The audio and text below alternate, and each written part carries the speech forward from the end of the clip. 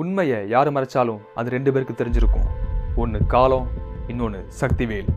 Agent வேல், சக்திவேல் ஒரு investigating officer. அவரும் அவர் டீமும் சேர்ந்து ஏகப்பட்ட அன்சால்வ்டு மிஸ்ட்ரீஸை சால்வ் பண்ணியிருக்காங்க.